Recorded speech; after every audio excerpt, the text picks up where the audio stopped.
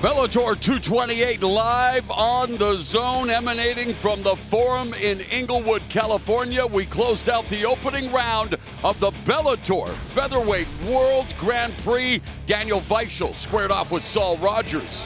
Daniel Weichel coming in this had all the experience, but Sal Rogers, being the young fighter and super strong, came out landing good shots, but it was Weichel's adjustment.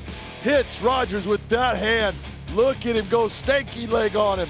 Almost puts an end to Rogers in the first round, but Rogers makes it through.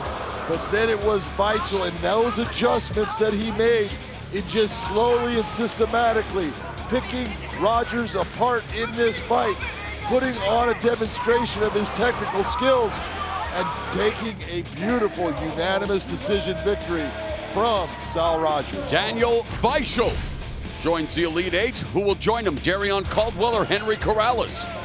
Well, it's gonna be the guy they call the Wolf, Darrion Caldwell. This was a fight where Darrion Caldwell used his wrestling very well in the first round, putting Corrales on his back, trying to do damage with elbows. But then as the fight went on, he was utilizing wrestling only to wrestle. But Corrales, being the striker, was not able to put his hands on Darrion Caldwell in a way that was going to put Darrion in a position to be in trouble. Darrion was on him like Velcro, stayed on him, and gets the unanimous decision victory.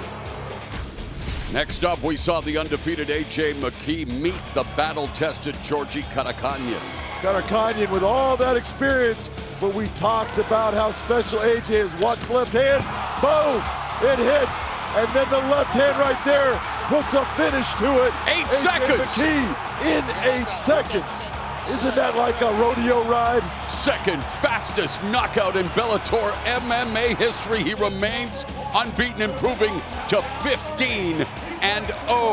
And then, in the first of our two main events, closing out the opening round, Patricio Pitbull defending the 145 title against Juan Archuleta, who brought an 18-fight win streak into this fight.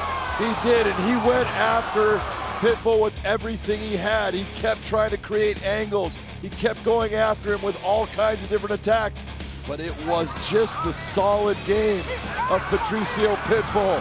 That strength in it, that power in his shots, the strength of his grappling, that guillotine that kept threatening Archuleta in all these positions, picks him up, dumps him down. Pitbull comes out on top with a well-deserved unanimous decision victory. And so the Elite Eight now determined for the quarterfinal round. And in the main event tonight, the second of our feature attractions, Lyoto Machida met Gegard Mousasi in a rematch. This was a rematch from a fight back in 2014, a 5-round fight back then. This one was only 3. They both had their moments. Look at Mousasi putting Machida down, getting on top. But when he opens up, you see Machida getting that guillotine choke attempt. It was tight, but it wasn't enough. Gegard makes it out and gets a split decision victory. For the latest Bellator news and information, go to Bellator.com or the Bellator app.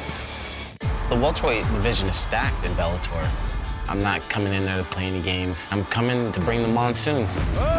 Friday, October 4th, former champion Andrei Korshkov faces dangerous welterweight Lorenz the Monsoon Larkin. Unbelievable! Plus, Joe Stitch 'em Up Schilling returns to the Bellator cage. It's all over!